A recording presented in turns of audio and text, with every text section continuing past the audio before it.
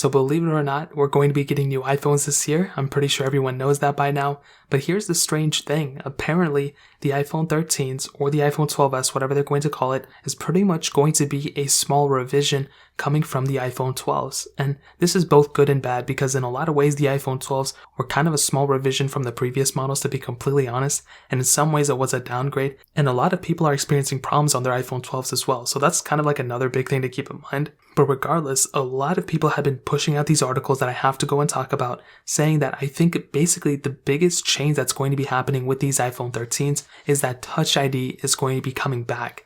Now, this is awesome. I love seeing this. But they're a couple years late on this. It feels like since they took out Touch ID on their devices, it's only been more and more rampant that people use fingerprint sensors. I feel like Face ID, as of this point, is the most useless thing ever because we have face coverings. We don't even show our face half the time anymore. So Face ID is already an outdated type of, thing. Nobody really uses Face ID anymore for the most part. They use Face ID when they're at home, but when they're out in public, they have to go ahead and type in the touch code. So obviously, Touch ID is something that has to, if they don't bring Touch ID in, that's going to be such a lousy thing to do. They should have brought it in last year with the iPhone 12s at the very latest, but they didn't do that because obviously they were already, having their phones sold and all that stuff. But it's pretty insane that this specific device upgrade is going to be an S upgrade. We're not going to see any changes in the outside, maybe a little bit of, thickness going on, which I think is great. But the fact that it's just getting a Touch ID sensor, that's probably going to be the biggest change, means that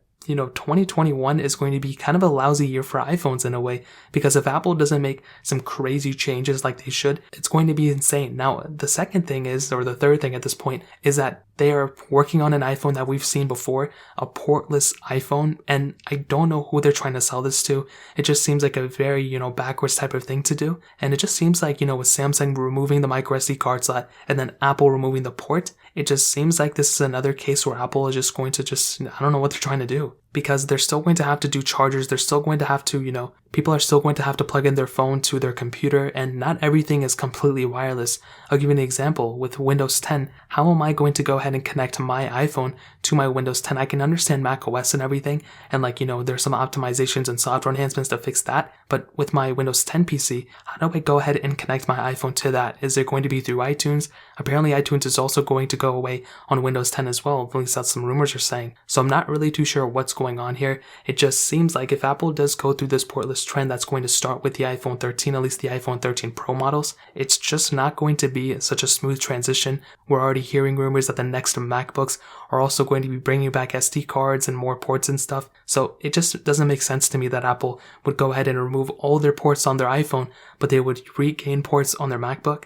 It just doesn't really make any sense to me. So this year, the iPhone 13s are going to be so confusing. We're going to have Touch ID back, which is great, but it should have came back, it should have never left. We're going to have, thicker iPhones, which is great, but we're going to have a portless iPhone as well. I don't know how people are going to feel about that one, but that's really pretty much it for the most part. If you guys have any other questions or concerns, let me know in the comment section below. Hit the like button, that would mean so much, but definitely hit that subscribe button. Every single subscriber that we get really does count, so it means so much if you guys can hit that. Also check out the other links down in the description as well. My Twitter, my Instagram, my other channels. More importantly, everything else, every single one of you guys. Hopefully I'll catch you guys in the next video. Peace out till then.